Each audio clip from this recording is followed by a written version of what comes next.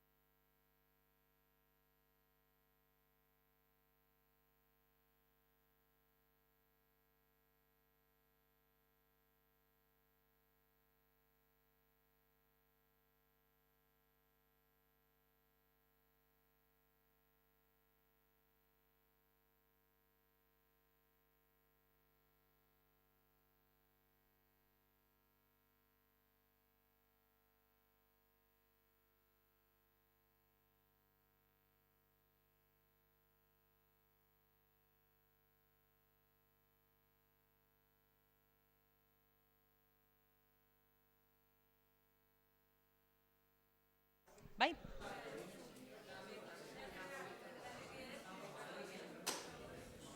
Bueno. Reyes, ¿hora? ¿Tenéis hora exacta?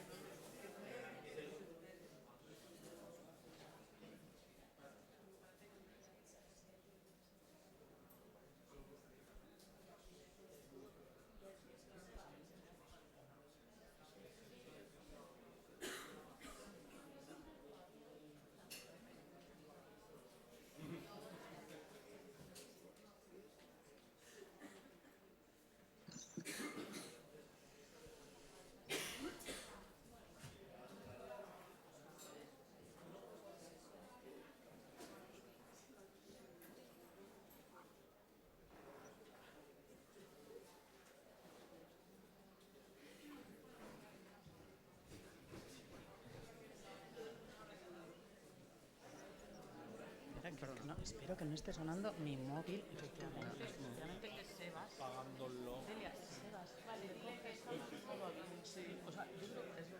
coge. Coge.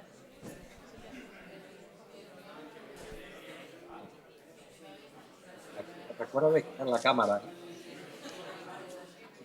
Ya lo veo, pero recuerda de girar la cámara. Ah, ya se te está oyendo, ¿eh? Vale. Dale, sí, no, porque si no, no sé ni dónde estamos. Dale.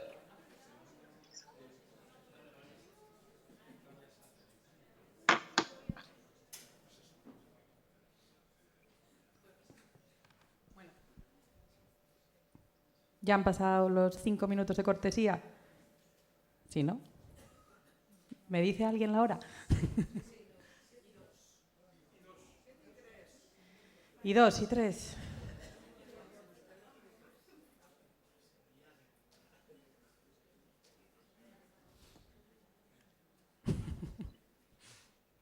¿Ahí? Bueno, bienvenidos y bienvenidas, ongi etorriak. Hoy estáis aquí porque es un día especial. Hoy es 11 de febrero. Supongo que ya lo sabréis, pero es el Día Internacional de la Mujer y la Niña en la Ciencia. Lo estamos celebrando nosotros, lo está celebrando todo el mundo. Estatu mailan bakarrikan 2015 inguru egingo dira eta hemen Euskal Herrian zorionez lau ikerketa zentro elkartu gera. Nos hemos juntado 4 centros de investigación y hemos venido a presentar un programa, creemos que bastante completo y desde luego hecho con mucho esfuerzo y con mucho cariño por los más de 50 voluntarios de los 4 centros de investigación que han hecho posible o que están haciendo posible que esto tire para adelante. O sea que, ante todo, gracias a todas y a todos los que estáis detrás de esto. Bueno, y el evento que nos toca hoy, en el que estáis aquí, es Mano a Mano. ¿Y qué es Mano a Mano? Bueno, pues Mano a Mano viene a ser una serie de conferencias que vais a poder disfrutar ahora, charlas cortas de 20 minutos, que se van a dar en equipo. ¿Por qué? Bueno, creo que más o menos todos tenemos en la cabeza por qué estamos aquí, ¿no? Existe un problema serio, existe un problema al que queremos hacer frente, tanto desde las instituciones como a título personal, todos los que trabajamos en los centros de investigación, y es un problema de sesgo de género. Tenemos problema a todos los niveles que os podáis imaginar, de generar aspiraciones o vocaciones científicas, de mantener a las científicas que se animan a estudiar una carrera, de asegurar de alguna forma que en un futuro, esperemos que no sea muy lejano, se pueda desarrollar ciencia en igualdad y se pueda desarrollar ciencia pues, en equipos que estén formados por hombres y por mujeres. Cuando esto ocurre, además, como no podía ser de otra manera, estas sinergias son siempre de éxito. ¿Cómo no iba a ser así? De hecho, ya nadie habla de ciencia pensando en un gran científico, en un gran hombre que es un genio, que trabaja solo y que de repente un día se inspira. Todo el mundo sabe que la ciencia se está construyendo en equipos y que estos equipos, cuanto más variados sean y más multidisciplinares sean, mejor. Así, en ese abanico de posibilidades, por supuesto que entran las mujeres. De hecho, la ciencia nunca fue un terreno de hombres y eso se está demostrando con cantidad de ejemplos que nos hablan de mujeres que fueron olvidadas, ¿no? Pues bueno, pues hoy hemos querido traeros eso, la ciencia como la queremos entender y el futuro como esperamos verlo, mano a mano en equipos de hombres y mujeres. No me voy a alargar más porque ya me he alargado y os voy a presentar a la primera pareja o al primer equipo que nos va a hablar de ciencia. Ellas son Celia Rojero y Sebastián Berguerer. A Sebastián lo veis ahí, minimizado, porque está conciliando en casa, de verdad, le están saludando muy bien el público. Se ha tenido que quedar en casa porque su mujer hoy de verdad que trabajaba y le ha tocado a él quedarse con sus hijos. Entonces ha tenido a bien conectarse desde casita y nos atenderá desde ahí. Celia es investigadora en concreto en el Centro de Física de Materiales, trabaja en el grupo de Nanophysics, en el laboratorio de nanofísica de nuestro centro y bueno, es experta, es verdad, en materiales 2D. Y bueno, Sebastián Bergueret es también investigador permanente del CSIC en nuestro centro de investigación, en el Centro de Física de Materiales, y él dirige el grupo de Mesoscopics Lab en nuestro centro. Y bueno, les voy a ceder la palabra y que lo disfrutéis.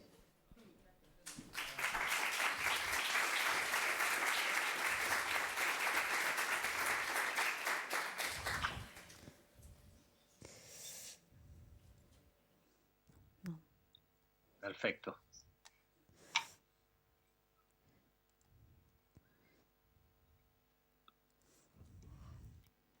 ¿Se oye? Sí. Ok. Arratsaldeon eta eskerrik asko guztioi etortzeagatik eta orain erderaz hau da hau da euskaraz daridan no, ¿cómo era? Me lo sabía muy bien, pero me he puesto nerviosa. Lo he intentado, pero mi A1 de euskera no da.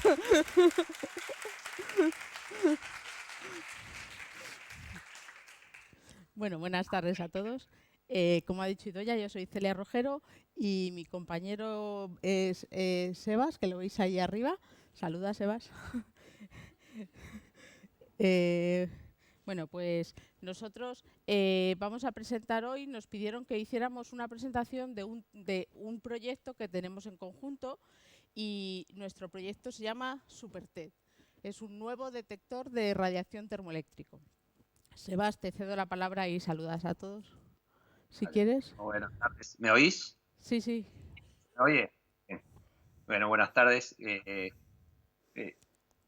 Bien, esta idea me parece genial y me alegro mucho de participar en este evento. Lamentablemente, justo hoy mi situación familiar no me ha permitido estar ahí con ustedes, pero esto también demuestra que nosotros también nos involucramos, nos tomamos en serio el cuidado y la educación de los niños. Por eso, en este caso, lo hago de casa. Hacemos. Bien, hoy Celia y yo hablaremos sobre temas, yo creo que fascinantes, que van desde la fabricación de una nueva generación de detectores de radiación a conceptos fundamentales de la física, como son la superconductividad y el magnetismo. Y muchos de estos conceptos van a sonar extraños quizás para algunos de ustedes que no están en la ciencia, y por eso empezaremos explicándolos. Y ahora Celia, le paso la palabra a Celia para que nos explique desde aquí en vivo y en directo. Vale. Bueno, pues como he dicho al principio, nosotros vamos hoy a presentar nuestro proyecto que se basa en la construcción de un nuevo detector de radiación, pero lo más importante es también que es termoeléctrico. Y dejadme que empiece por aquí explicando qué es un detector termoeléctrico. Un dispositivo termoeléctrico básicamente se basa en el hecho de que hay materiales que cuando se calientan se produce una cierta corriente eléctrica entre la zona caliente y la fría. Es decir, que los electrones que están aquí sudando, se mueven de la zona caliente del material a la zona fría. Esto genera diferencias de voltaje que se pueden medir. Esta medida nos da una idea de temperatura. Convertimos calor en temperatura. Perdón, en corriente eléctrica que usamos para medir la temperatura. Estos dispositivos, si os preguntara un ejemplo de estos dispositivos, es básicamente el termómetro digital que usamos a día de hoy en nuestras casas, ¿vale? Este termómetro está basado en estos materiales termoeléctricos. Al final decís, bueno, pero mide temperatura, no mide radiación. Y tú has comentado que iba a ser un detector de radiación. Al final nuestra temperatura es radiación, ¿vale? Radiación infrarroja. Entonces, esto es un detector, este termómetro es un detector de radiación termoeléctrico, pero detectores de radiación hay muchos. Hay múltiples aplicaciones, desde la medicina a la astrofísica, pasando por cosas como las cámaras de seguridad de los aeropuertos, las cámaras de infrarrojos, o si algunos habéis ido al Eureka Museoa, la cámara de infrarrojo que hay en una de las salas, pues esto está basado en esto es un detector de radiación.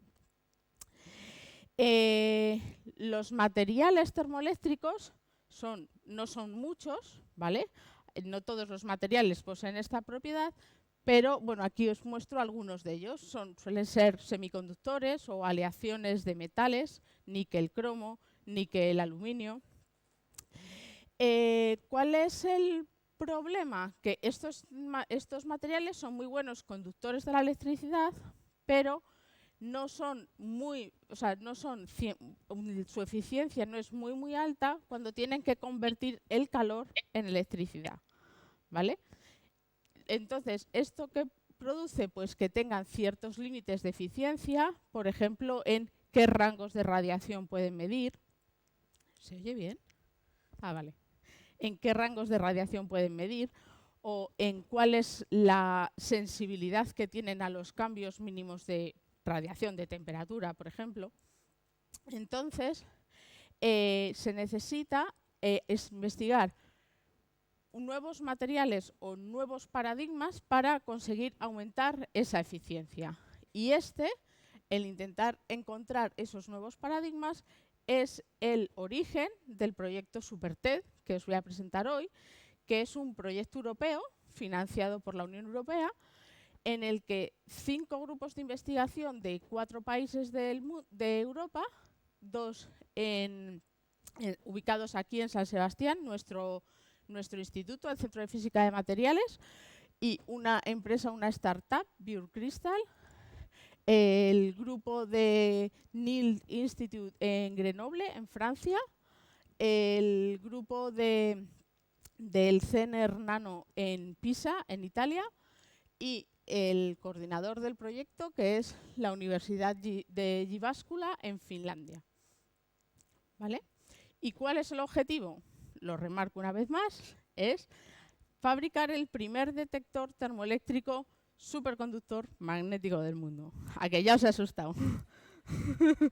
Bien, como ya he dicho demasiadas cosas que no se entienden, pues voy a dejar un poco, voy a darle la palabra a Sebas para que os introduzca también el proyecto, ¿vale? Y así, pues, nos vamos explicando qué significa todos estos términos que yo poniendo ahí. Bueno, mi misión acá es asustarlos un poco más y entonces contarles un poco la historia de hace ya unos años. Descubrimos de forma teórica, vamos, con papel y lápiz, Celia es la que hace ahora los experimentos, que si combinamos un material superconductor convencional descrito por esa fórmula que está ahí arriba, que se llama un hamiltoniano, y un magneto descrito por esa otra fórmula que está debajo, en un mean field, podríamos convertir en condiciones ideales una diferencia de temperatura en una corriente eléctrica. Y viceversa, podríamos crear una corriente de calor aplicando un voltaje. Pero lo más interesante es que el coeficiente termoeléctrico, o sea, la conversión de calor en electricidad, puede ser gigante, puede ser muy grande. El coeficiente que se llama la figura de mérito, que es esto amarillo exactamente, nos da en el papel un coeficiente termoeléctrico casi infinito si quisiéramos. Y ahora, ¿cómo lo vamos a lograr? ¿No, Celia? Eso es lo que tú nos vas a explicar. Sí, pero antes déjame que les haga un resumen de lo que has dicho porque no sé si ha quedado muy claro. Voy a haceros un resumen porque vosotros os habéis sentido a lo mejor un poco raros, pero esta era la forma en la que Sebas y yo discutíamos sobre el proyecto cuando empezamos. Entonces, a veces yo no entendía todos los términos en los que él me hablaba, pero sí que llegué a varias conclusiones. La primera es que este efecto termoeléctrico gigante podía utilizarse para un detector, para radiación en este caso, pero que creíamos que sí que podía ser o sea, este efecto podía utilizarse para alguna aplicación. Y por otro lado, si queríamos tener este efecto, necesitábamos materiales que combinasen superconductividad y magnetismo, ¿vale? Entonces, para aquellos de la sala en los que entienden qué significa superconductividad y magnetismo combinados, estarán diciendo, esto no cuadra, porque superconductividad y magnetismo no son demasiado compatibles, ¿vale? Para los que no sabéis por qué superconductividad y magnetismo no son muy compatibles, voy a intentar explicar, como para mí, más o menos, que tampoco, o sea, sé de magnetismo lo justo y de superconductividad sabía cuando empecé el proyecto, pues qué es la superconductividad y el magnetismo. Comenzaré por la superconductividad. Para entender qué es la superconductividad, necesitamos saber qué es la conductividad, que es un conductor, ¿vale? Empezamos por lo fácil. Un conductor, tenemos todos en la cabeza qué es un conductor, más o menos los cables de la luz son conductores. Y en un conductor, básicamente, lo que se produce es una corriente, o sea, lo que circula por un conductor es una corriente eléctrica que no deja de ser unos electrones moviéndose por el material conductor. ¿Qué pasa? Que esos electrones sienten una cierta resistencia eléctrica, ¿vale? ¿Qué quiere decir la resistencia? Imaginaros que el sólido, el conductor, es esta discoteca abarrotada, ¿vale? Y tenemos que movernos por la discoteca. Entonces, fijaros en este ratoncito, cómo intentaría moverse por la discoteca, ¿vale? Entonces va chocando, tiene que trazar distintos caminos, ¿vale? Y eso es la resistencia que a este ratón le supone atravesar la sala. Esto pasa a temperatura ambiente, o sea, a la temperatura en la que nosotros estamos ahora. Si enfriamos el sistema, las partículas tienden a moverse un poco menos, que si seguimos el símil del baile, pasaría un poco como si vamos para atrás en el tiempo. Bajar la temperatura es como, es como ir atrás en el tiempo. Y entonces los electrones empiezan a bailar juntos, ¿no? Todavía el movimiento no es muy coordinado, pero ya se empiezan a formar parejas. Podemos ir atrás en el tiempo o muy adelante en la hora de la discoteca, también. Pero ya se empiezan a formar parejas, ¿vale? Si seguimos bajando la temperatura, enfriamos mucho más, estas parejas de repente bailan juntas. Se produce una transición de fase, ¿vale? Todas bailan sincronizadas, en parejas, todas exactamente igual. Y los electrones, por tanto, pueden moverse sin resistencia ninguna, ¿vale? El símil del baile lo hemos utilizado nosotros en la charla para explicaros, porque en el fondo un electrón también baila, entre comillas, ¿vale? Los electrones, los que estaban circulando por el circuito, son partículas que imaginaros que fueran como la Tierra. Es una partícula con masa y carga y gira como la Tierra alrededor de su eje, ¿vale? Entonces, este giro produce un campo magnético, podemos decir, que es un spin. En física se llama spin. Es el sentido de giro, para hacerlo fácil, el sentido de giro del electrón, ¿vale? El electrón puede girar en un sentido siguiendo las agujas del reloj o en sentido contrario, ¿vale? Entonces su spin es el contrario, la flecha, para arriba o para abajo, ¿vale? Y así tenemos definidas la pareja de baile, ¿de acuerdo? Esto es la superconductividad, la pareja está bien formada y no se rompe, ¿vale? En el magnetismo, por otro lado, es una interacción magnética, perdón porque estaba parte del texto, ¿vale? En la que básicamente se intenta que todos los momentos magnéticos estén en la misma dirección y sentido, ¿vale? Todos sabemos cómo funciona un imán y si le ponemos unas agujas para que lo veáis, qué significa el que todo esté en el mismo sentido. Un imán intenta que todas las agujas estén orientadas exactamente igual, ¿vale? Siguiendo el campo. Y entonces, en el símil del baile, significaría que todo el baile tiene que estar formado por una sola de la parte de la pareja. No puede haber la otra. Entonces, claro, esto es incompatible. No podemos tener chicos y chicas, por así decirlo, o blancos y negros en el baile, pero al mismo tiempo todos blancos. ¿No, Sebas? ¿Es así? Es verdad. Estoy de acuerdo que la superconductividad y el ferromagnetismo no se llevan bien, lo explicaste excelentemente, Celia. Ahora, habría que entonces buscar la forma para que, por un lado, estos dos fenómenos estén separados, pero al mismo tiempo interactuando. Vamos, como dicen acá, juntos pero no revueltos, ¿no? Y creo que Celia tiene una idea de cómo hacerlo. Vale, entonces, cuando estuvimos pensando en el proyecto, decidimos que la mejor solución era una solución de compromiso. Es decir, hacer dispositivos que hagan en las que se tengan en capas alternas un material superconductor y un material magnético, ferromagnético, ¿vale? Y entonces ahí es donde nuestro grupo entra en juego, porque nosotros tenemos la experiencia de crecimientos de materiales en este tipo de estructuras bidimensionales, ¿vale? Capa a capa. Nosotros somos un grupo de superficies, como ha dicho Idoia, y en los grupos de superficies siempre tenemos unas máquinas muy llenas de papel albal que se llaman sistemas de ultraalto vacío, ¿vale? En estos sistemas podemos controlar muy bien la temperatura y las velocidades de crecimiento de los distintos materiales y también podemos estudiar su estructura y controlarlos a escala atómica, ¿vale? Entonces podemos seguir los crecimientos a escala atómica. ¿Y por qué esto es importante? Porque podemos depositar moléculas o átomos en una superficie e ir creciendo capa a capa el dispositivo.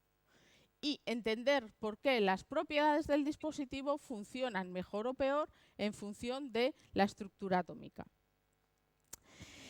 ¿Cuál era el reto, digamos? Pues que cuando Sebas realizó la teoría, el tema de saber qué materiales serían compatibles, el material ferroeléctrico y el material magnético, y cómo crecerlos, era un reto. Es cierto que existe una única publicación en la literatura, de hecho, donde el colaborador es también Sebas, en el que un único grupo en el mundo, que es un grupo del MIT, el grupo del profesor Modera, ha crecido estas estructuras y verificó que la teoría de Sebas era correcta. Estas estructuras mezclaban un material ferroeléctrico, que es el europium sulfide, lo verde que veis aquí, y capas de superconductor, y el superconductor es aluminio. El aluminio de las ventanas, ¿vale? Que es un superconductor. Pero ¿cuál es el reto? Es primero que solo hay un grupo en el mundo que lo ha crecido, entonces dices, bueno, pues seremos capaces de hacerlo. Lo segundo es que en esa muestra en concreto que se midieron las cosas, se realizó el test de la teoría, no se sabe cuál es su estructura, ¿vale?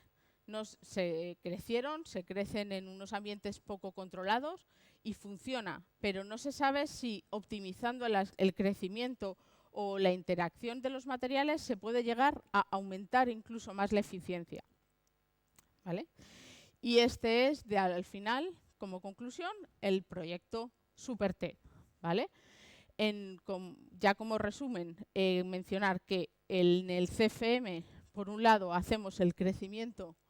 He puesto aquí una foto del grupo para que se vea que no solo soy yo la que hace el crecimiento, de hecho, yo hago poco, los demás son los que más trabajan en el laboratorio. Nosotros hacemos el crecimiento y la caracterización a escala atómica. Sebas y su estudiante Miquel hacen el diseño y la caracterización teórica de estas láminas, de estas estructuras multicapa. Estas las mandamos a Pisa, donde se hacen las pruebas de termoelectricidad, y en paralelo el grupo de Grenoble hace el diseño de la antena, ¿vale? Porque para detectar la radiación necesitamos capturarla, necesitamos una antena. Todos estos se mandan a Finlandia, y en Finlandia se hace el dispositivo, ¿vale? Se hará, el dispositivo, y con el dispositivo hecho y probado con radiación de rayos X, se mandará todo el resultado a BioCrystal, que recopilará toda nuestra información de cómo crecer las muestras, cómo hacer las antenas, todo lo que es necesario para pasar de un prototipo a una fabricación en masa, ¿vale? Y bueno, creo que esto era todo, ¿no, Sebas? Lo que queríamos contarles.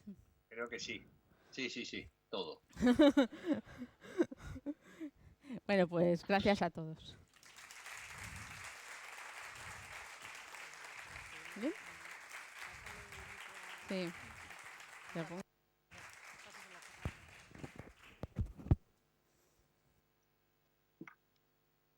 Pues muchas gracias tanto a Sebas como a Celia. Me han recalcado, y es verdad que no lo he dicho, no he dicho los 4 centros de investigación que estamos hoy aquí organizando esto, que somos el CIC Biomagune, CIC Nanogune, el Donosti International Physics Center y el Centro de Física de Materiales. Vamos a seguir adelante y ahora nos toca otro equipazo, en este caso de CIC Biomagune. Viene Naitziber López Kortajarena, que repite del año pasado. Ella es profesora Ikerbasque en el CIC Biomagune y lidera el grupo de nanotecnología biomolecular. Lo leo para que no me equivoque yo. Y colabora activamente con Fernando López Gallego, que es profesor ARAID y que viene a ser equivalente al Ikerbasque, pero en Zaragoza, y líder del grupo de biocatálisis heterogénea en el Instituto de Química y Sintética en la Universidad de Zaragoza. Ellos nos van a hablar, vamos a hacer un cambio de tema y vamos a hablar ahora de proteínas. Vais a ver qué bien. Y bueno. Ya. Yo creo que...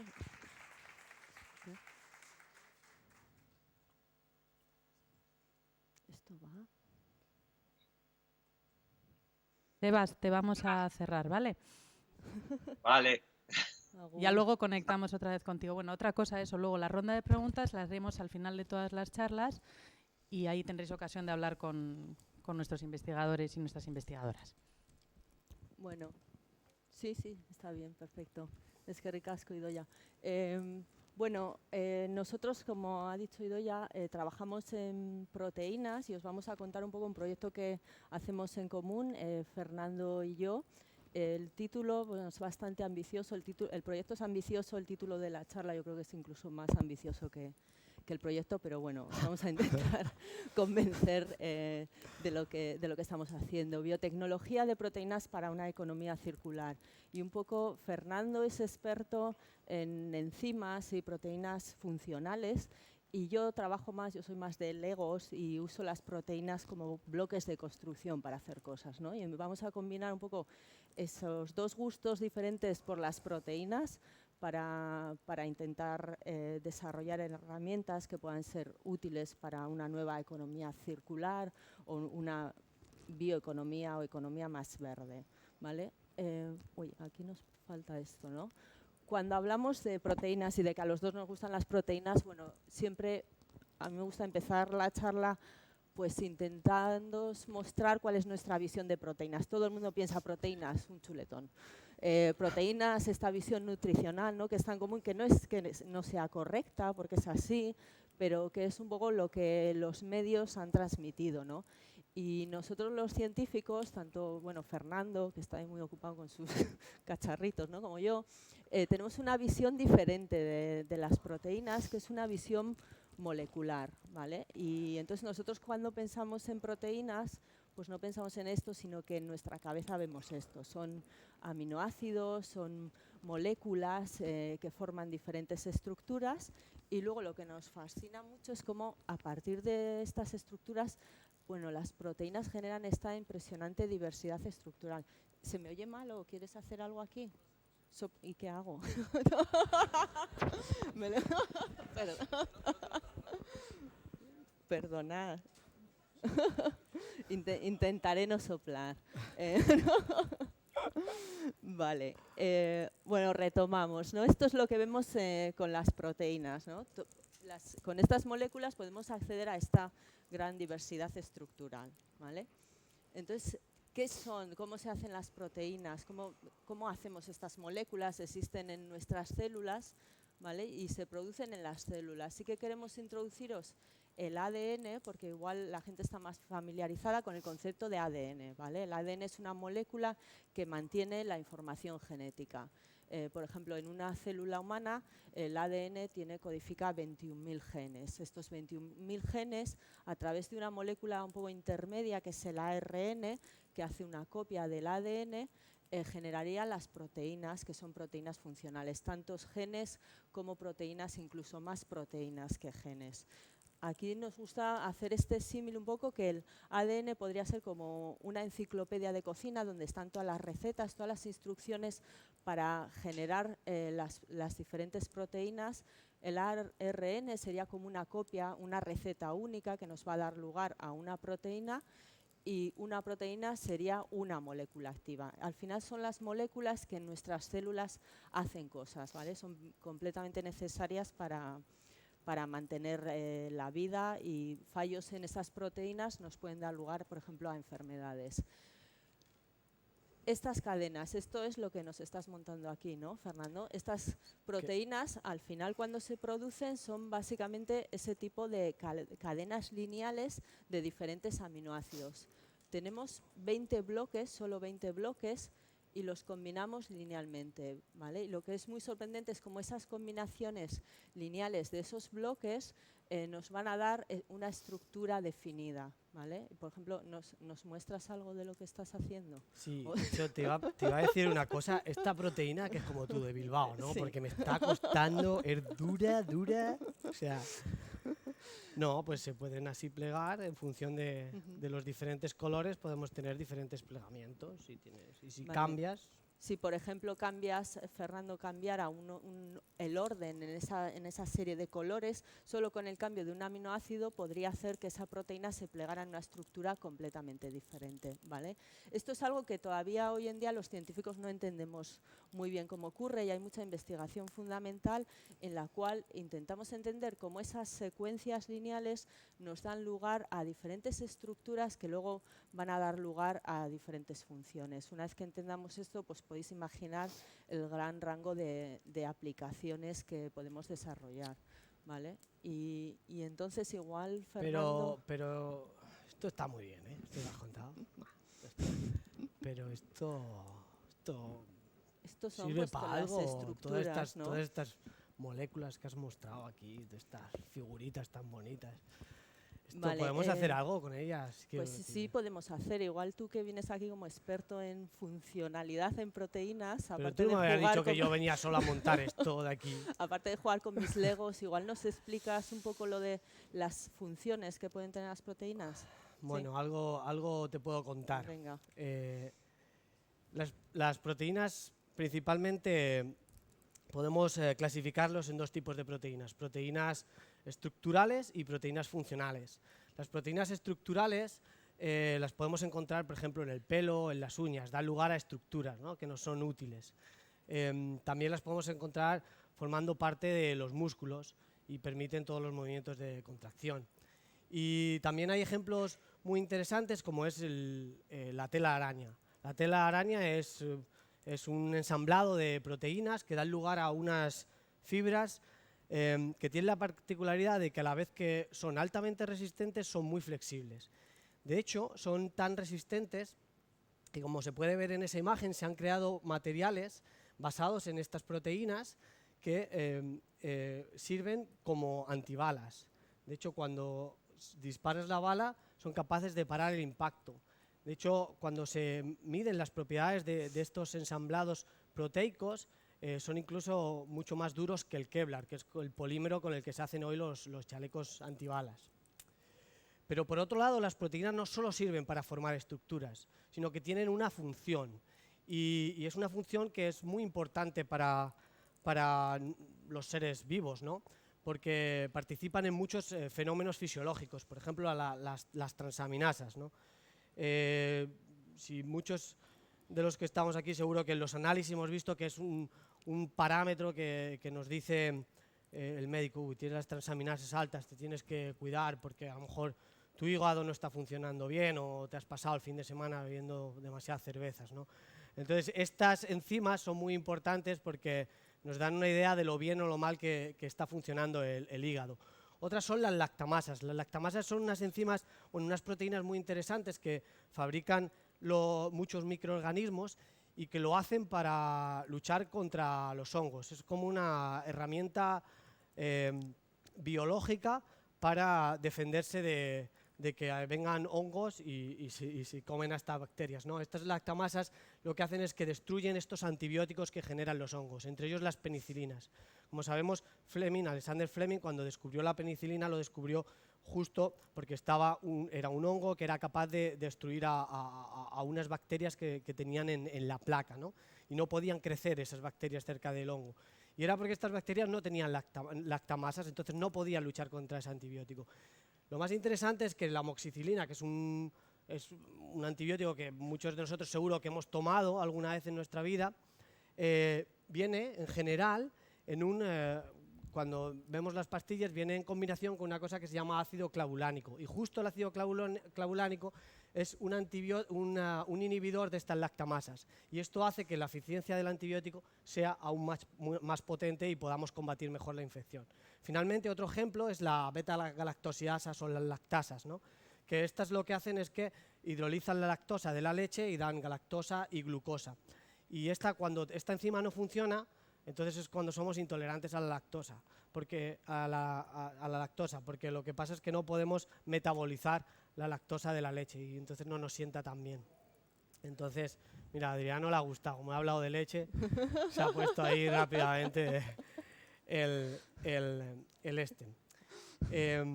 Entonces, claro, pero ahora aquí mi pregunta, y yo esta pregunta se la voy a hacer aquí a Chiver, que sabe mucho de esto, es que todo esto funciona en la naturaleza, pero podemos ir, los investigadores, los científicos, podemos ir más allá, podemos realmente diseñar estas proteínas, modificarlas para hacer cosas más allá de la naturaleza, algo artificial así. Bueno, pues sí, lo intentamos, o es lo que intentamos hacer en el laboratorio, ¿no? Podemos mimetizar estas estructuras y estas funciones tan complejas que existen en la naturaleza en el laboratorio. Y como es un problema, como os he dicho, muy complejo y entendemos lo justo, pues nuestra aproximación es simplificar y volver a mis legos, ¿no? Entonces, yo pongo este símil, ¿no? Si podemos imaginar cualquier estructura muy compleja, pero somos capaces de tener una librería de piecitas relativamente sencillas y también unas leyes de interacción, ¿no? Unas normas de interacción entre las piecitas también sencillas y las entendemos, en principio con estos bloques y estas normas de interacción muy sencillas, como puede ser un Lego, podrías ensamblar cualquier tipo de estructura compleja. La idea es, vamos a intentar hacer lo mismo con las proteínas, ¿no? Pensando en las proteínas como si fueran unos legos moleculares en los cuales podemos diseñar no grandes estructuras, no proteínas muy complejas, pero sí estructuras proteicas relativamente sencillas que podamos luego comenzar a ensamblar en sistemas más complejos que tengan unas propiedades definidas y que podamos un poco tunear a la carta. Pero no solo esto, no solo podemos conseguir estructuras más complejas, sino que además, como os he dicho antes, también podemos alterar la función de las proteínas. Y en este caso particular podemos alterar las funciones de las proteínas que se conocen como enzimas. Los enzimas son los aceleradores de las reacciones químicas que tenemos en cada una de nuestras células, son los catalizadores biológicos. Y lo que hacen principalmente es que hacen posibles reacciones que no puedan ocurrir de forma espontánea porque requieren una energía, bajan esa barrera energética, hacen que las reacciones sean más sencillas y puedan tener lugar. Las enzimas tienen un papel fundamental en una cosa que seguro que a muchos de vosotros os suena, que es el metabolismo. El metabolismo es la red de reacciones químicas que ocurren en cada una de nuestras células. Cada una de estas reacciones químicas que forman ese mapa, esa red compleja de reacciones, está catalizada por una enzima. Y a lo largo de los millones de años de evolución, las enzimas se han ido especializando para trabajar en cada una de esas reacciones químicas. Pero lo más interesante es que nosotros, como investigadores, desde el diseño racional, podemos inspirarnos en este metabolismo y escoger algunas de estas enzimas para hacer funciones totalmente fuera de la naturaleza, es decir, totalmente fuera del objetivo de supervivencia o de desarrollo que tienen nuestras células. Y podemos desarrollar nuevas tecnologías más avanzadas que contribuyan en diferentes campos, como puede ser el de la salud, desarrollando nuevos fármacos o integrando estas enzimas en sensores para diagnosticar enfermedades, o en el campo del bienestar, desarrollando nuevos plásticos que protejan mejor a los alimentos o cosméticos, o en campos como el medio ambiente, que nos permitan, por ejemplo, regenerar suelos contaminados. Entonces, este tipo de enzimas, este tipo de proteínas funcionales, junto con las proteínas estructurales, nos abre un abanico de tecnologías o de desarrollos tecnológicos que pueden contribuir a hacernos la vida cotidiana un poco más fácil. ¿Puede pasar al siguiente? Entonces, uno de los pilares fundamentales de esto que os estoy contando yo, de estas proteínas, tanto funcionales como estructurales, es su integración en nuevos desarrollos tecnológicos. Y una idea muy interesante, que ya viene un poco en la última época, es la de usar estos enzimas para contribuir hacia la transición desde una economía basada en combustibles fósiles, que es la economía en la que nos movemos hoy en día, a una economía basada en materias primas renovables, lo que conocemos como una bioeconomía, que es uno de los grandes pilares en los que se sustenta la economía circular, es decir, la economía en la que nosotros no generamos desechos, sino que los desechos vuelven a entrar al ciclo en forma de materias primas. Entonces, gracias a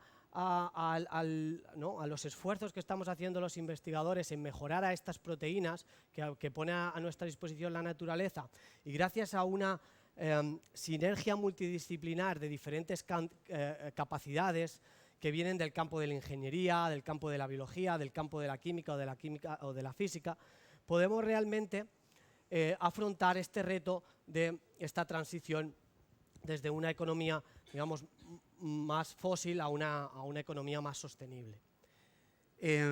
Pero claro, aquí hay una gran pregunta, y que quizá os lo estáis haciendo muchos de los que estamos aquí, y se la vamos a hacer a Itziber, porque es la que sabe de esto.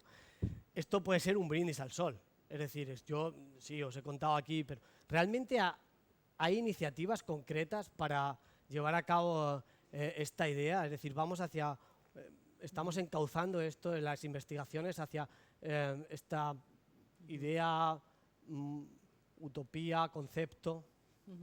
Bueno, pues sí, tú lo deberías saber, como yo, ¿no? Bueno, hombre.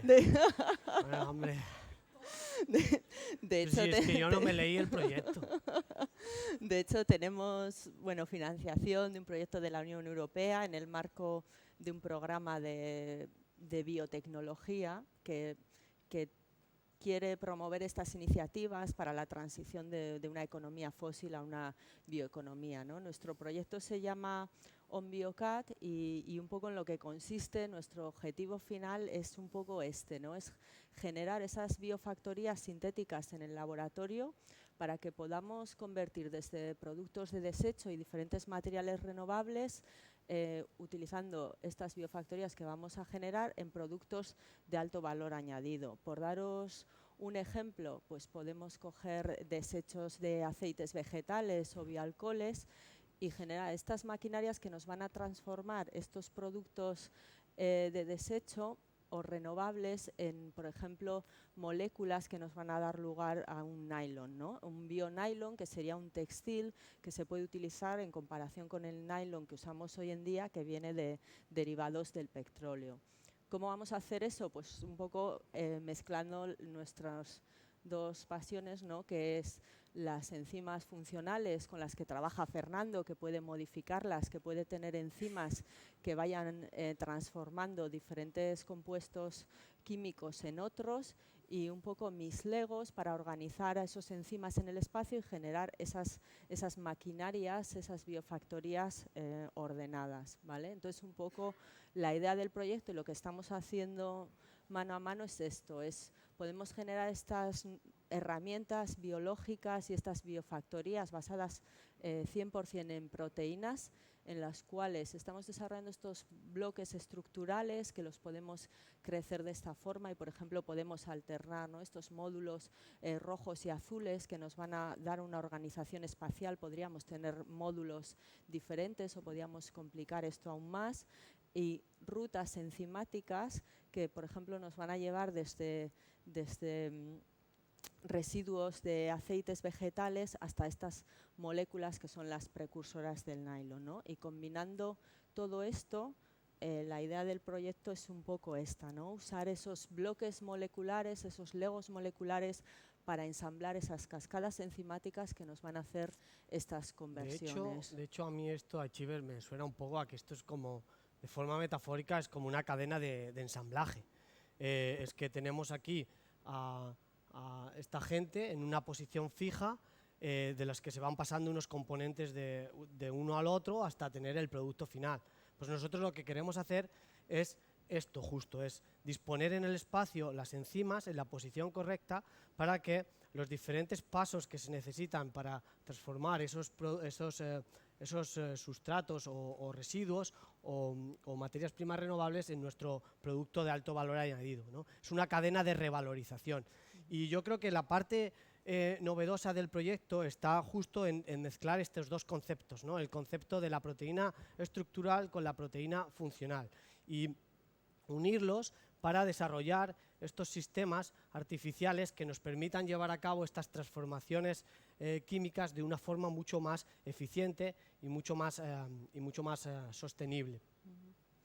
Y bueno, no solo eso, sino que en principio la tecnología que pensamos desarrollar en el contexto de este proyecto, en principio la estamos realizando con la visión de que podamos trasladar esto a ciencia fundamental, porque al final hoy en día estamos haciendo ciencia fundamental en el laboratorio, pero que estos conceptos sean escalables a la industria. Y de hecho en el contexto del proyecto contemplamos todos los pasos hasta la generación de bioreactores, y tenemos empresas también implicadas que cogerían esa tecnología fundamental que desarrollamos y la llevamos hasta un estado preindustrial. O sea, esto que nos suena un poco a ciencia ficción, en principio pues sí creemos que podemos llegar a tener una tecnología implementable a corto o medio plazo.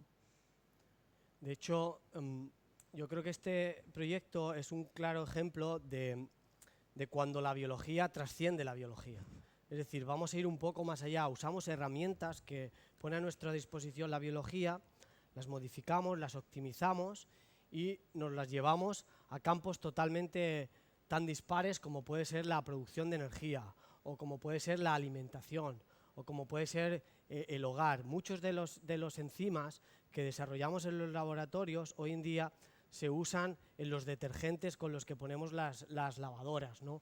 O, como hemos visto en el caso de este proyecto, es un claro ejemplo de que queremos ir hacia generar polímeros mucho más sostenibles, ¿no? O basados en materias primas renovables, también para la biomedicina o para la síntesis de fármacos, para la síntesis de sensores. Por tanto, la biología no solo se limita, ¿no? a que nos encontremos bien, tengamos salud, todo funciona, que lo que comamos lo metabolicemos, tengamos la energía, sino que podemos usar estas herramientas que a lo largo de millones de años de evolución se han ido optimizando para hacer una tecnología que permita una vida cotidiana más sencilla y solucione problemas a los que nos estamos enfrentando hoy en día, ¿no? Y claro, aquí hay una gran pregunta, ¿no? Cuando hablamos de este tipo de proyectos, yo más allá del carácter técnico, ¿no? De qué se necesita, a mí me gusta lanzar siempre la siguiente pregunta, y como siempre se la lanzo a Aichiber, porque es la que sabe aquí en esta charla, como os habéis dado cuenta, ¿no? O sea, yo, además de todas las capacidades técnicas, tecnológicas, los recursos, ¿tú qué crees que realmente necesitamos para implementar este tipo de proyectos o iniciativas? Bueno, un poco la respuesta, ¿no? Para implementar y para avanzar tanto en ciencia como en cualquier otro aspecto, como en otros problemas sociales, pues un poco la vía, ¿no? Es un poco la colaboración pues, sin fronteras, interdisciplinar, ¿no? Intergénero, internacional también. Y quería mostrar esto porque me parece curioso, cuando buscas el trabajo colaborativo, intentas buscar logos, siempre encuentras este. Me costó mucho encontrar a dos mujeres trabajando juntas y no conseguí encontrar esto y lo tuve que montar en Photoshop. Un poco trabajar mano a mano, como os estamos mostrando hoy aquí, y bueno, es que ricasco a todos.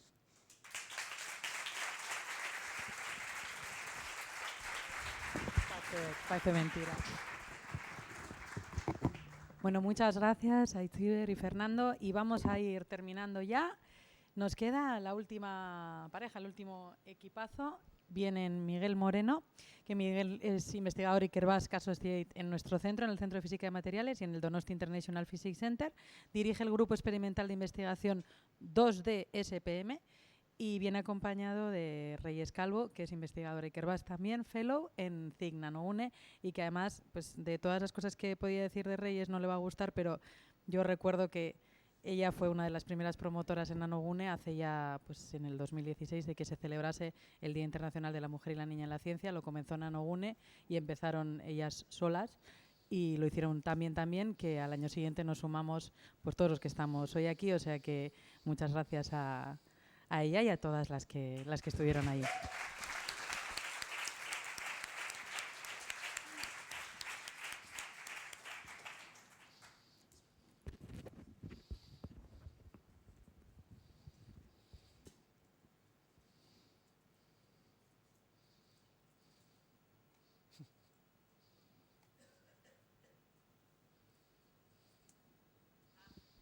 Un segundo.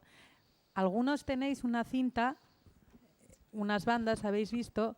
Los que tengáis de sobra, pasarlas para atrás. Vamos a intentar repartirlas porque nos van a hacer una demostración.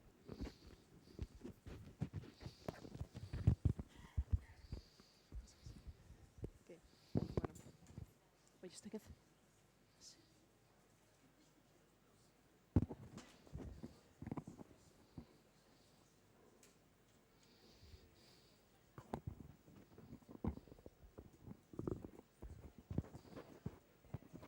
Bueno. Ok.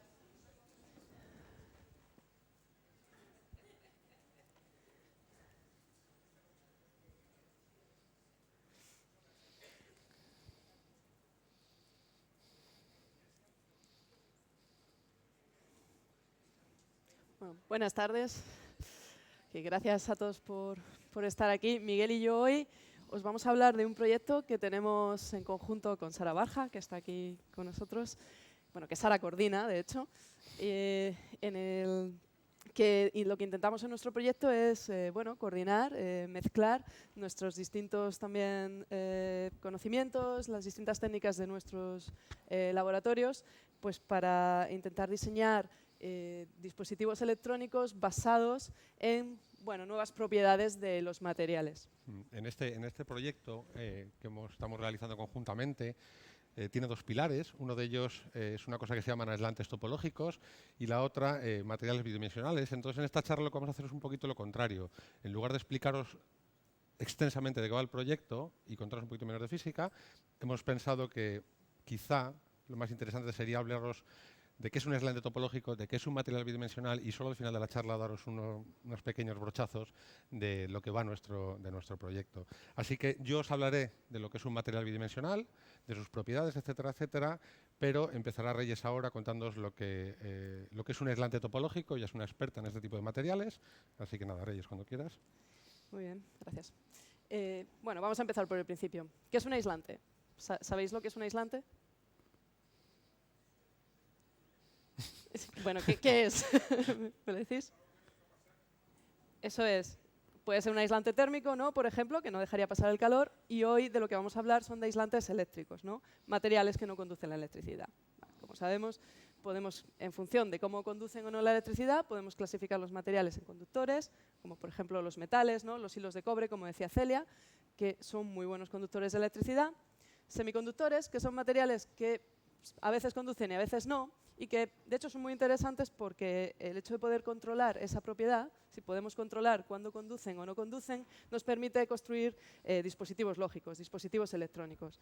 Todo lo que tenéis dentro, toda la circuitería que tenéis dentro de vuestros teléfonos móviles hoy, está de hecho hecho de materiales semiconductores, como por ejemplo el silicio. Y por último tenemos materiales que conducen tan mal que prácticamente no conducen, que son lo que conocemos como aislantes. Pero yo hoy os voy a hablar de un tipo de aislantes que llamamos aislantes topológicos, en los que la mayor parte del material es aislante, pero conducen en el borde. Y además, no solo conducen en el borde, sino además lo hacen sin dispersión. ¿Y si les explicamos qué es la topología y qué es la dispersión antes de continuar? Sí, yo creo que sí, ¿no? Lo van a agradecer. Vale, bueno. Pues la topología es una rama de las matemáticas que lo que hace es clasificar los objetos en función de sus propiedades. Y las propiedades que utiliza para clasificar son propiedades que no cambian, que se conservan bajo ciertas transformaciones. Y estas transformaciones solo pueden ser suaves. El tipo de transformaciones pueden ser pequeñas deformaciones, torsiones o estiramientos, pero no podemos ni rasgar ni romper los objetos. Os pongo un ejemplo. Por ejemplo, para un topólogo, un balón de playa y un flotador son objetos de clases distintas. Tú puedes coger un balón de playa y lo puedes deformar, lo puedes estirar, lo puedes torcer, pero no puedes convertirlo en un flotador sin romperlo, sin abrir un agujero. Entonces, en topología, el balón de playa pertenece a una clase trivial, de objetos sin agujeros. Y el flotador pertenecería a una clase distinta de objetos que sí tienen un agujero. Llamaríamos un objeto más interesante desde el punto de vista de la topología y le llamamos topológico. Os pongo un ejemplo más, que son las cintas que tenéis por ahí. Si cogemos una cinta de papel y la atamos sin girarla, si la unimos sin girarla, tenemos un objeto trivial. Pero si en lugar de girarla, unirla tal cual, le damos una vuelta, tenemos un objeto, que es la que tenéis etiquetada como topológica. Deberíais tener... ¿Quién tiene las triviales? Cada dos deberíais tener... Los triviales. Hemos hecho una clasificación topológica de la audiencia, ¿no? Bueno, entonces podéis intentar ver que no podéis pasar de la cinta topológica, que se conoce también como cinta de Mobius, no podéis pasar a la trivial sin romperla. Queréis probar, pero no podéis deshacer esa vuelta que tiene la cinta topológica, ¿verdad?, sin rasgarla.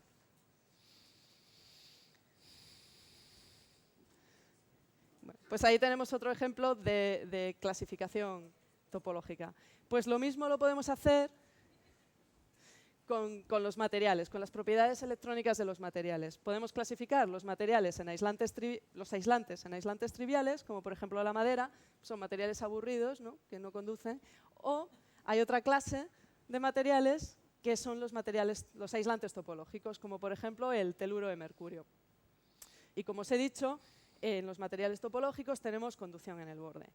Una razón por la que estos materiales han tardado tanto en descubrirse es porque la mayoría de los aislantes en los que podéis pensar son triviales.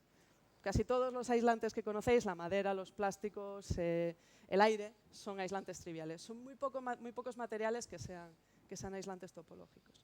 Bueno, como os decía, la propiedad más interesante de estos materiales es que a pesar de ser aislantes en casi todo el material, en el borde, siendo el mismo material, en el borde conducen.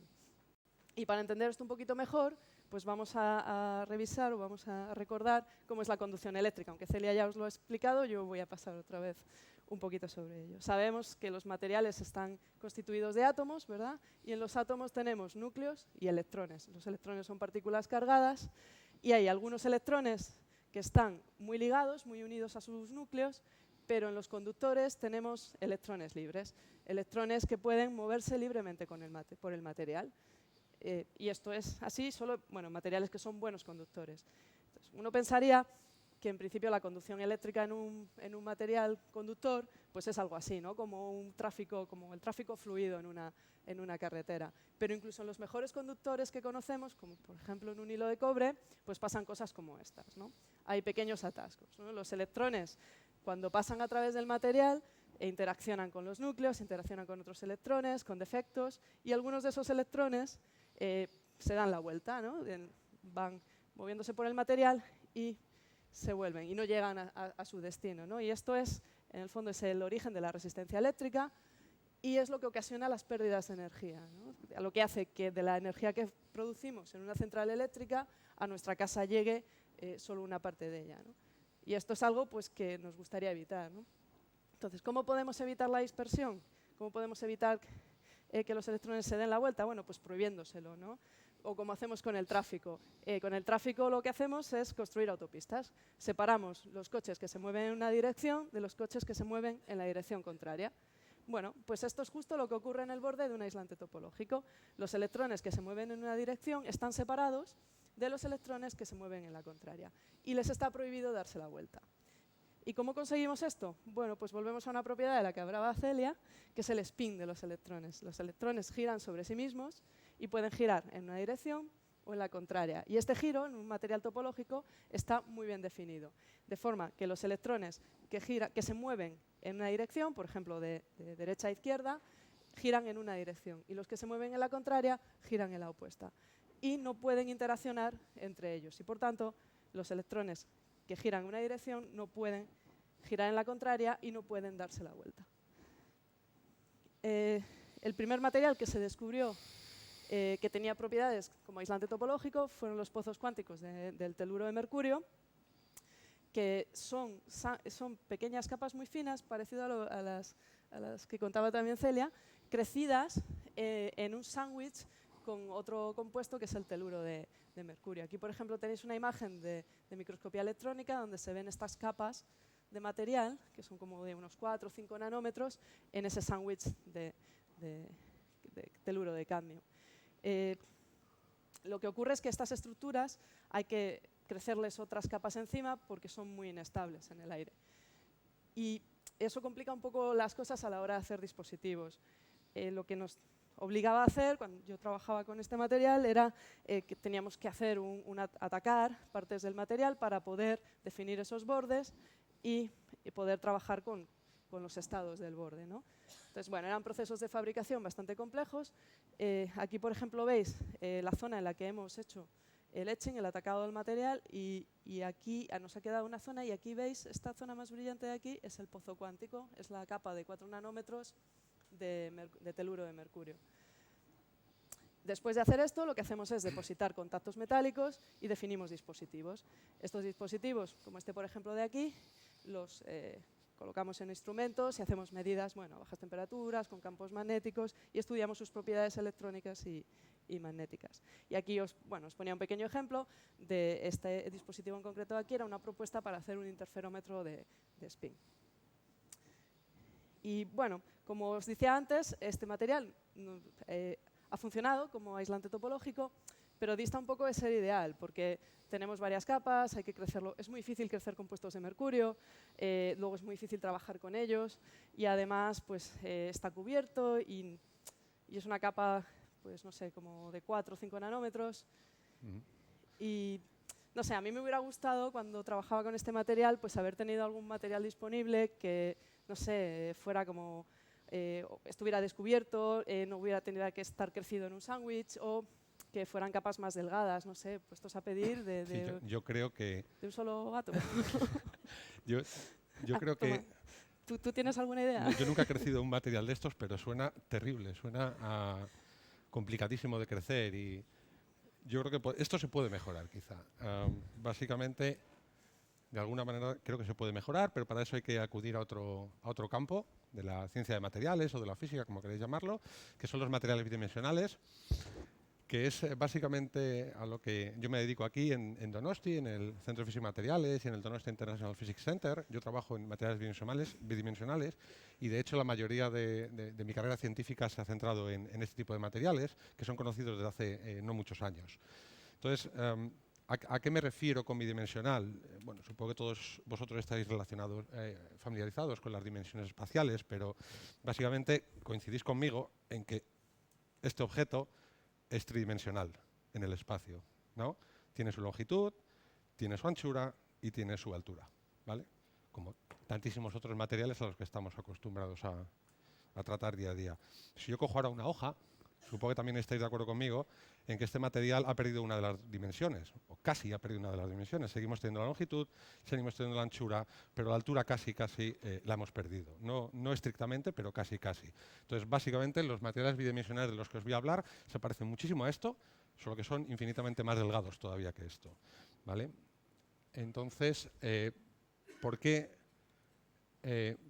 a día de hoy nos dedicamos en 2019 a estudiar materiales bidimensionales, cuando en principio la estructura y las propiedades de estos materiales, pues uno podría pensar que son mucho más sencillas que de todo esto, ¿no?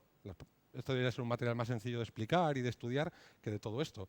Bueno, pues esto dista de ser así, y la razón por la que a día de hoy, en 2019, estamos estudiando esto, cuando ya hemos estudiado esto, es porque desde los años 30 se supone que este tipo de materiales, los materiales bidimensionales, no pueden existir. Existe un teorema en física que dice que los materiales bidimensionales, cuando son aislados en dos dimensiones, se vuelven inestables. Fijaos, aquí os enseño un artículo científico del año 1968 del señor Mermin, un físico muy conocido, en el que en la introducción del artículo dice algo así como: hace 30 años Peierls y Landau, que son otros dos científicos, o sea que ya está datando de 1930, Landau por cierto es premio Nobel de física, concluyeron que no puede haber orden cristalino de largo alcance en una y en dos dimensiones.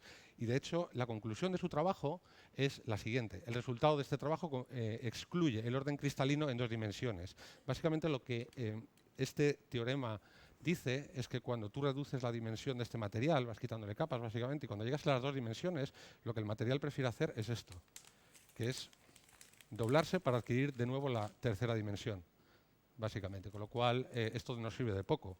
En principio, estos materiales bidimensionales serían muy útiles porque son flexibles, os podéis imaginar un montón de aplicaciones, pero si cuando llegamos a la segunda dimensión ocurre esto, pues de poco nos sirve. Pasa que, bueno, a pesar de estas predicciones teóricas, que básicamente se las creyeron durante muchos años, los científicos a veces somos un poquito obstinados, y en el año 2004, es decir, hace 15 años, estos dos señores, que son dos científicos rusos trabajando en la Universidad de Manchester, Andrei Geim y Konstantin Novoselov, básicamente decidieron desafiar estas predicciones teóricas y se encargaron de intentar aislar una monocapa de estos materiales. Y para ello se ayudaron de una familia de materiales. Existen muchos materiales en la naturaleza cuya estructura, en el volumen, en tres dimensiones, se asemeja mucho a esto. Que es verdad que es un material tridimensional, pero su composición es como esta, la de un hojaldre. Básicamente muchas capas atómicas de dos dimensiones. Entonces se basaron en este tipo de materiales e intentaron aislarlos de una u otra forma. La forma de aislarlo no la voy a contar, pero es muy curiosa, pero el caso es que obviamente tuvieron éxito. Ellos estudiaron y fueron capaces de aislar varios materiales, pero el más conocido, probablemente el que ya habéis oído hablar en la prensa, es el grafeno. El grafeno no es más que una monocapa de átomos de grafito. El grafito es la punta de los lápices, ¿vale? Ese material que utilizamos en los lápices, y fueron capaces de aislarlo en el año 2004. Aquí os enseño un soporte, una oblea de algo así como de 6 centímetros, una cosa así, de silicio, eso es lo de menos, y no sé si veis que aquí hay una especie de cuadrado que tiene un contraste un poquito más oscuro, de 4 centímetros por 4 centímetros, eso es el grafeno. Eso es el grafeno, es extraordinariamente fino y sin embargo se puede ver. Se puede ver al ojo desnudo. Y si no os lo creéis, cuando acabe la charla os venís a ver un par de muestras de grafeno y vais a ver cómo se puede ver. Aquí lo tengo, ¿vale? Bueno, por esto obviamente estos dos señores recibieron el Premio Nobel de Física 6 años más tarde, en el año 2010, por todo lo que suponía esto, ¿no? O sea, bueno, para que me creáis cómo de fino es, aquí os enseño un dispositivo electrónico, da igual lo que sea. Básicamente aquí tenemos un electrodo a la izquierda, un electrodo a la derecha, y lo que está coloreado en falso color azul es el grafeno, ¿vale?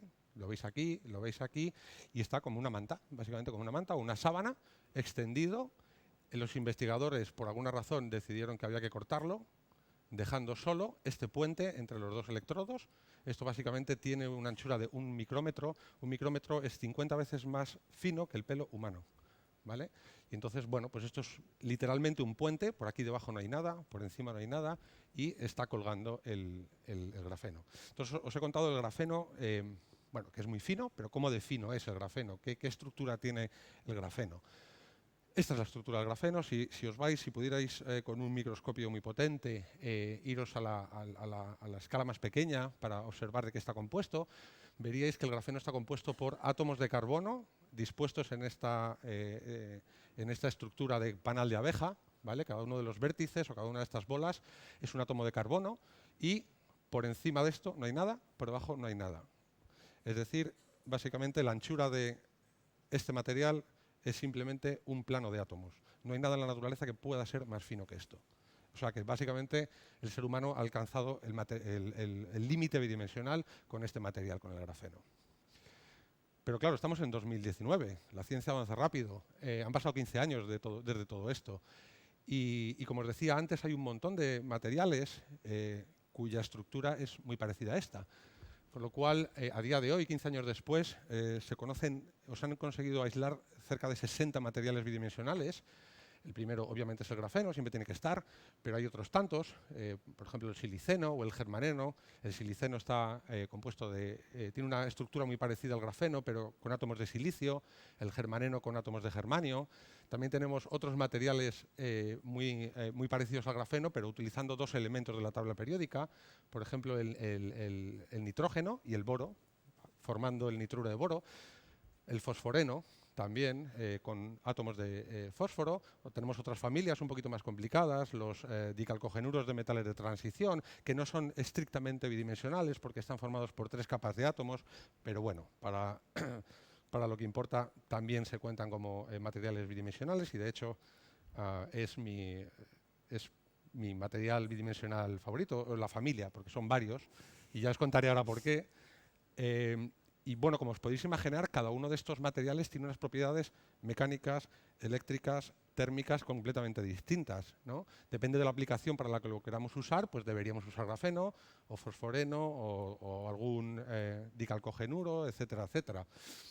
Bueno, como todos estos materiales tienen propiedades distintas, ¿por qué no soñar, no? Y ¿por qué no intentar diseñar nuevos materiales artificiales a partir de todos estos, a partir de todas estas familias? Por cierto, se me olvidó decir que se han conseguido aislar 60, pero hay trabajos teóricos que predicen que hay hasta cerca de 1100 materiales que van a ser posible aislar en una monocapa. Cerca de 1100. Imaginaos las combinaciones que podemos hacer con todo ello. Y de hecho esa es la base de la ingeniería de materiales en 2 dimensiones, de tal manera que podamos crecer nuevos materiales artificiales. Y una manera, por ejemplo, sencilla de hacer todo eso sería juntarlos tal que así, haciendo como una especie de sándwich, utilizando diferentes materiales bidimensionales de forma vertical. Las propiedades de este nuevo material ya no van a ser la suma de todos estos. Van a tener unas propiedades muy distintas. Entonces, bueno, pues a día de hoy hay un montón de científicos estudiando todas estas combinaciones de una manera un poco inteligente y, de hecho, como decía, esto no es un sueño ya. Esto es un trabajo de hace ya 4 años en el cual a los investigadores les interesaba tener pues varias capas de grafeno, cada una de las filas de aquí. Esto es como si lo vierais, es una imagen como si la vierais desde aquí, ¿vale? Desde el lateral. Entonces, cada una de estas filas es una fila de grafeno, grafeno, disulfuro de molibdeno y tanto arriba como abajo están protegidos por varias monocapas de nitruro de boro. La aplicación de este device pues es lo de menos, pero que no es una utopía, que ya se está haciendo este tipo de cosas, básicamente. Y conectando con el comienzo de la charla, en la que Reyes nos ha explicado sobre los aislantes topológicos, bueno, como se conocen tantos materiales bidimensionales, la pregunta es si alguno de ellos existe con propiedades topológicas. Los hay metálicos, los hay semiconductores, en términos eléctricos, los hay metálicos, los hay semiconductores, los hay aislantes, los hay superconductores como los de Celia, los hay magnéticos también, o eso creemos. Y claro, la pregunta es si hay alguno que sea un aislante topológico bidimensional. Bueno, este es el esquema que antes ha enseñado Reyes, por el cual el interior del material debería ser aislante y por fuera el material debería conducir. Bueno, pues la respuesta a eso es que obviamente sí. Y hemos encontrado aislantes topológicos bidimensionales en los dicalcogenuros de metales de transición que responden a esta fórmula química, eso es lo de menos. Nos hemos dado cuenta que este material tiene dos fases estructurales, una que llamamos la H y otra que llamamos la T'. ¿Vale? Si os dais cuenta, la H tiene 3 planos de átomos, 2 de calcógenos y el medio, el de metal de transición. Y si os fijáis en el plano de arriba y de abajo, todos los átomos están colocados a la misma altura.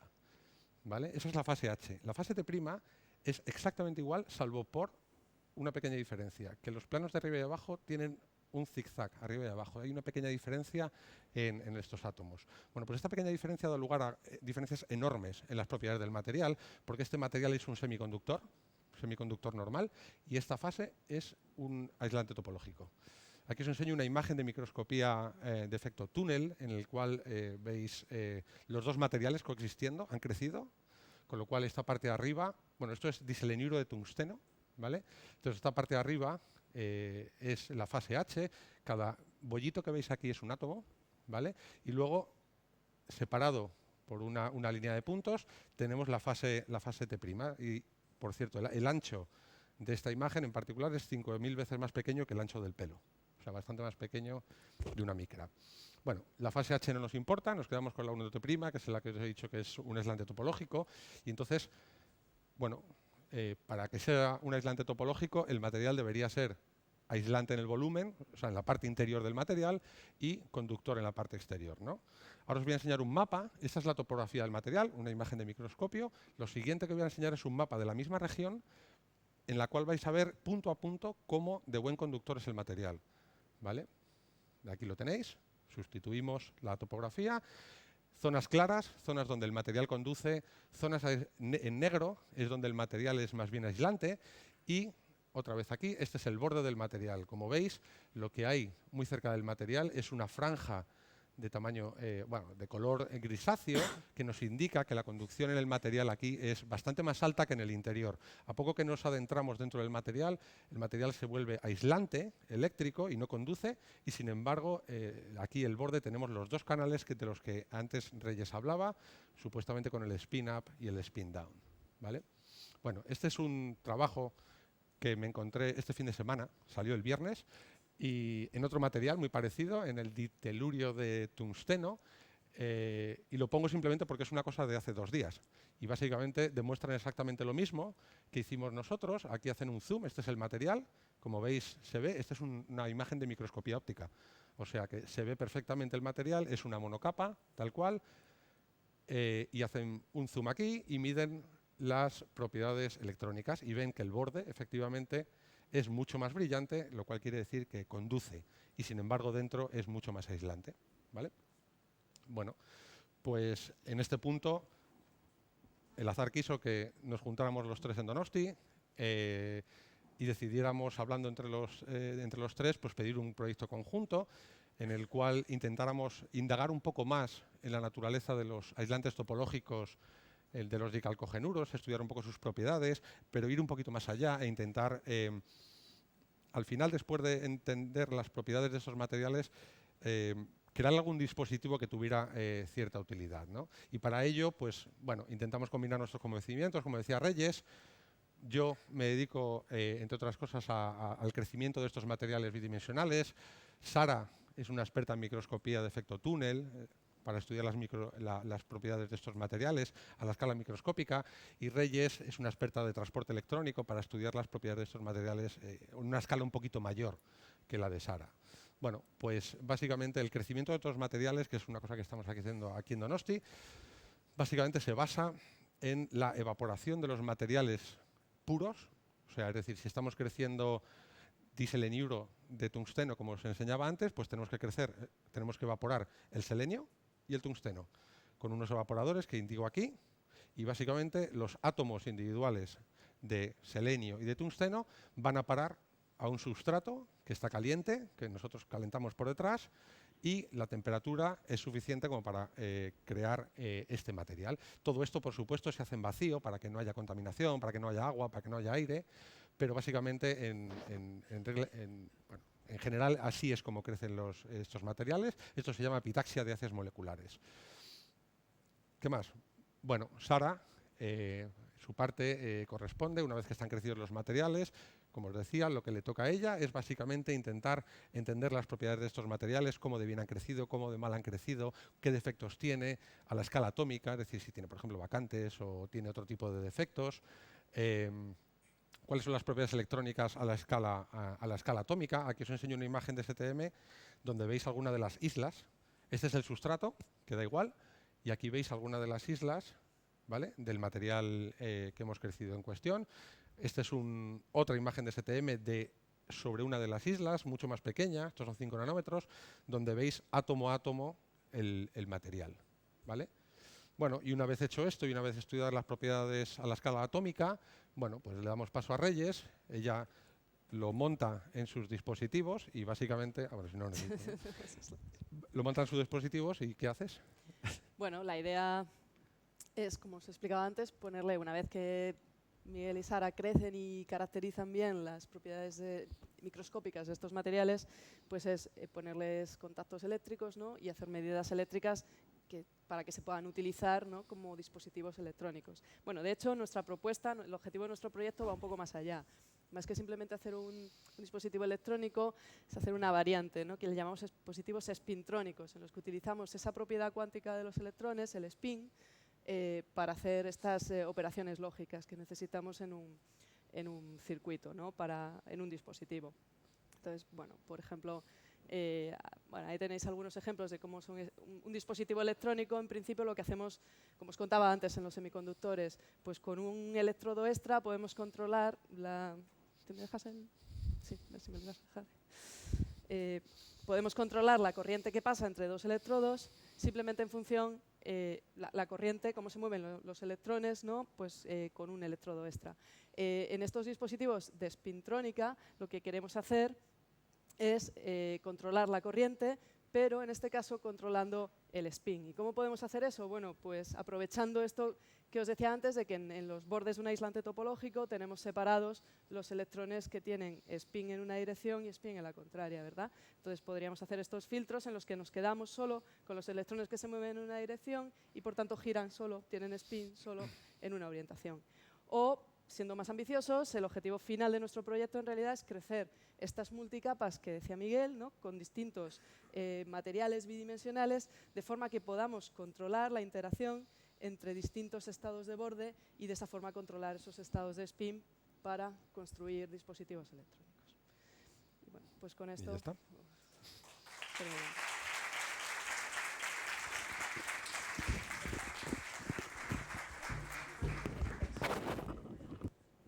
Bueno, ya hemos terminado la ronda de charlas. Muchas gracias a todos. Me han encantado las charlas. Y ahora vamos a pasar a la ronda de preguntas. Les voy a pedir a los ponentes que se suban. Veremos si Seba se puede conectar o no sabemos si han llegado ya los críos, lo digo en serio. Entonces, pues en función de lo que pueda él. Y ahora podéis hacer las preguntas que queráis. Estoy. ¿Estás? Vale. Espérate, voy a Estás, enchufar. Sebas. Vale. ¿Ya? Ya. Animaros, podéis preguntar lo que queráis. Incluso podéis decir que no habéis entendido nada y que vuelvan a empezar. No, yo creo que han ido muy bien las charlas. A ver si conecta Sebas. Sebas, estás, ¿no? Sí. Mira. Vale, vale. Ah, la cámara. Hola, buenas tardes. ¿Se oye? Sí, sí, sí. Sí, gracias. Encantado con las charlas, con todas ellas.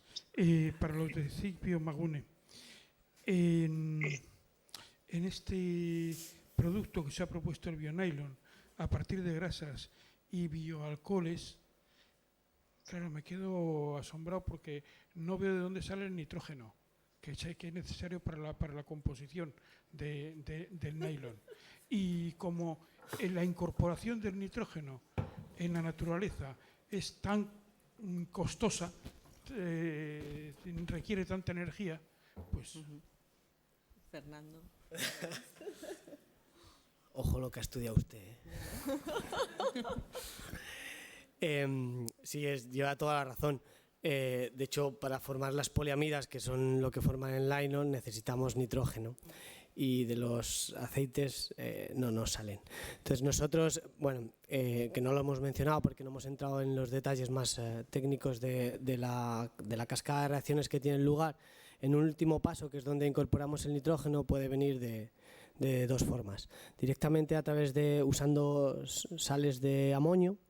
Hay unas enzimas que son capaces de incorporar estas sales de amonio a las cadenas hidrocarbonadas, y entonces tendríamos ahí los aminos. O incluso se pueden usar aminoácidos, que es una fuente renovable de nitrógeno, y a partir de ellos, por una transferencia, transferiríamos el amonio gracias a una enzima, el nitrógeno de estos aminoácidos al producto final, que en este caso sería el aminoácido final, que es el que da la poliamida. Le estábamos esperando a usted. ¿Alguien tiene alguna pregunta más? Yo, si no, os quería hacer una pregunta general a todos, porque igual no nos hacemos cargo, pero los proyectos que habéis presentado son proyectos muy potentes, con mucha gente implicada, con mucho trabajo. Más o menos, ¿en qué fase del proyecto estáis? ¿Podéis contestar un poco cada uno si cuántos años conlleva emprender una hazaña así? ¿En qué punto estáis ahora? Y cómo veis el objetivo de viable, porque a veces empiezas y según vas avanzando, pues bueno, van cambiando un poco, ¿no?, las ideas. Bueno, yo puedo hablar del proyecto nuestro. Es un proyecto a 3 años, un proyecto europeo. El kick-off meeting hicimos, ¿cuándo fue? En octubre o así, que es como el inicio del proyecto. Y bueno, hemos empezado a trabajar en él recientemente, pero bueno, es un proyecto que la base técnica de parte de las cosas ya las traemos, como por ejemplo pues todo el trabajo que hemos desarrollado en mi grupo a la hora de generar estos andamios estructurales, o todo el trabajo que lleva Fernando haciendo ya durante muchos años en las diferentes pues cascadas enzimáticas. Entonces es un poco el empezar a poner todos esos conocimientos en conjunto, no solo nosotros sino los partners europeos de Alemania, Inglaterra, etcétera. Pero sí que creemos que es relativamente realista, porque todos venimos con piezas ya bastante sólidas en el conocimiento de nuestros propios laboratorios. Sí, por nuestra parte, ¿contesto yo, Sebas? ¿Te parece? Sí. Vale. Nosotros también empezamos el proyecto europeo en septiembre del año pasado y es un proyecto de 4 años, pero como ha dicho Itziber, básicamente es un proyecto que está fundamentado en el trabajo previo de todos los grupos, y la verdad es que por nuestra parte creemos que está bastante bien ensamblado cuál es el papel de cada uno de los grupos. Entonces creemos que será bastante factible realizar el proyecto. Acabamos de empezar. Y bueno, una de las partes más difíciles, que era crecer el material, reproducir exactamente los resultados que había conseguido el único grupo experimental que había conseguido crecer estas muestras, por ahora parece que vamos en la buena dirección, con lo cual pues creemos que va a ser más factible. En nuestro caso, bueno, llevamos con el proyecto 1 año. Es un proyecto más modesto porque es un proyecto del Ministerio de Economía, menos en financiación, estoy segura que es más modesto. Y bueno, estamos sobre todo en la fase de crecimiento de materiales y caracterización, pero bueno, es un poco lo que decía Itziber para su proyecto, también aplica al nuestro, que hay muchas cosas también que, por ejemplo, de mi trabajo del mercurio teluro, pues esperamos poder aplicar directamente a estos materiales nuevos. Y no sé si tú, Miguel, ¿tú quieres decir algo de en qué fase está el crecimiento? Bueno, nosotros estamos creciendo estos materiales. La verdad es que ya hemos crecido, yo creo que en este año 7 o 8 distintos, y han salido muy razonables. Y tal y como lo hemos contado, me da la sensación de que parece una cosa secuencial, que yo primero hago un año, luego Sara y luego Reyes. Y eso no es así, porque mientras yo estoy creciendo, Reyes está intentando optimizar el cómo hacer los dispositivos electrónicos, utilizando otro tipo de muestras, no mis muestras, no mis materiales. Sara también tiene otros cristales que no vienen de mí para hacer la caracterización microscópica. Entonces supongo que la parte más complicada es, y está por llegar en nuestro caso, es hacerlo todo utilizando nuestras muestras, nuestros dispositivos electrónicos, etcétera, etcétera. Hay que hacerlo, pero todavía no lo hemos hecho. Pero es que si no se hace así, no lo haríamos en 3 años. Bien, alguien.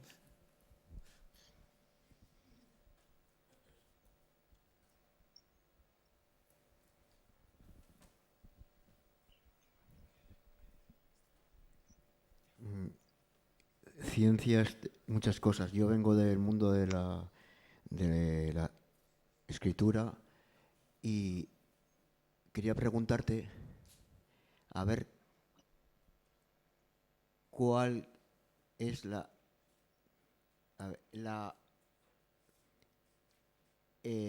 expresión que has querido decir cuando dices de como forma de crecimiento o la palabra de crecimiento. No, de crecimiento. Has estado hablando últimamente de crecimiento. No. De crecer. O sea, pero hay una declinación que es de crecimiento. Vale. No. Crecimiento del material, no de crecimiento de la dimensión. Vale. Aclarado. Me refería al crecimiento. Buen matiz, podría haber sido, porque como estamos todos en la escala nano, pues podría haber sido que a base de crecer, sí. pues fuéramos hacia abajo, pero se refiere a sintetizar, ¿no? A fabricar esos materiales. Bueno, pues con esto yo creo que podemos cerrar y creo que estaréis todos de acuerdo en que es... Ah, mira, pues no, pues muy bien, mucho mejor. ¿Dónde veis la mano? ¿Usted otra vez?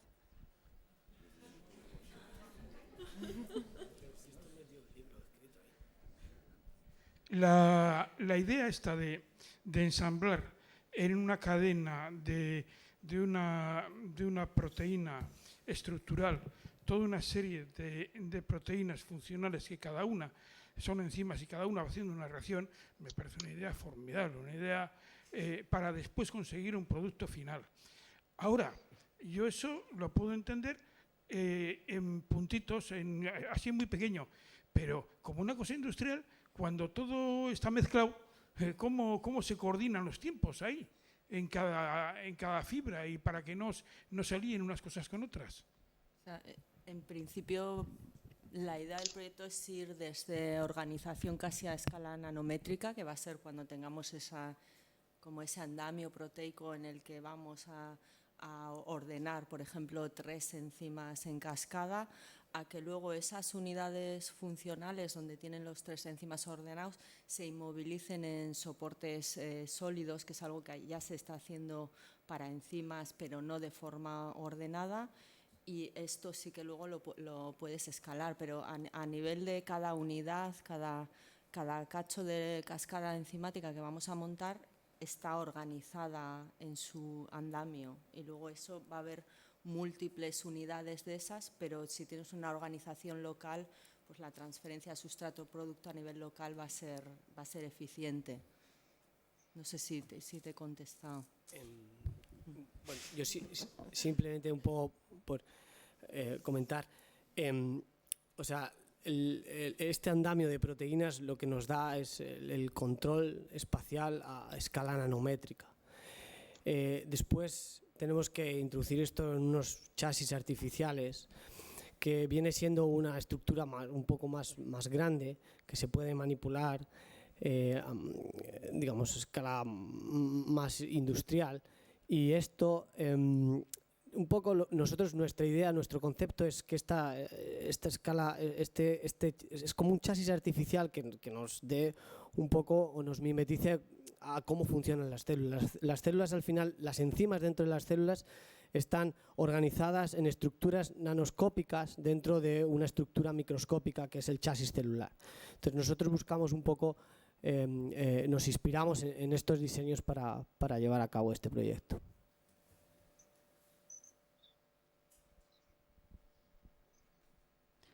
Bueno, pues no me queda nada más que agradecerles a todas y a todos que hayan venido, y sobre todo a nuestros magníficos ponentes, que creo que han dejado claro que la ciencia del futuro se va a escribir en igualdad, o debería, y que queda mucho por hacer, pero en ello estamos, o sea que mucho ánimo a todas.